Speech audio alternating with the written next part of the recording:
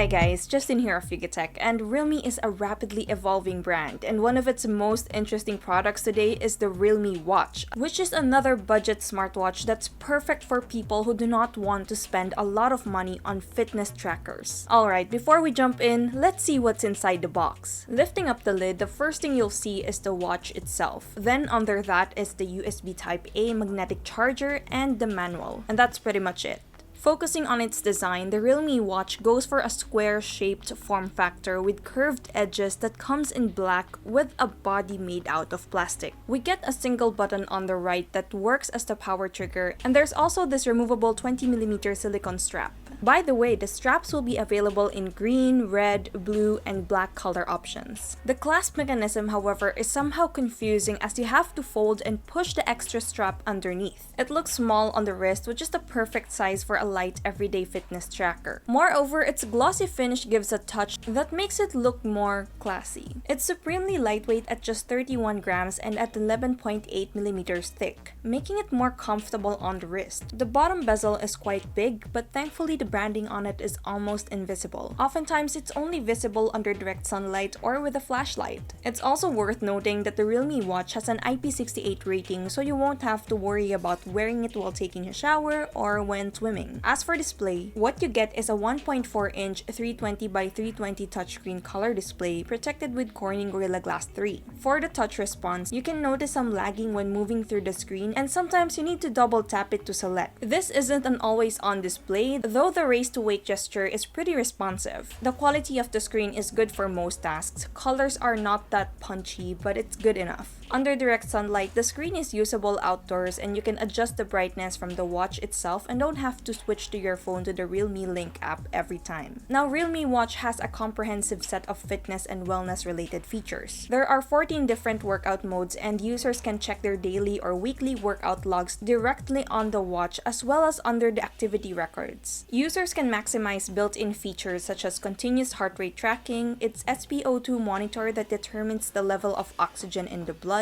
sleep cycle tracking, hydrate or drink water reminders, that's perfect for AJ, and stand up and move notifications once you are inactive. It also has breathing exercises listed under meditation that can help you relax. Setting up the watch is simple and honestly takes just a few minutes. First thing is to power up the watch by clicking on the right side button and then install the Realme Link app on your smartphone. Then turn on Bluetooth on your phone and select Realme Watch from the list displayed on the app. Realme Link will then pair with the Realme Watch.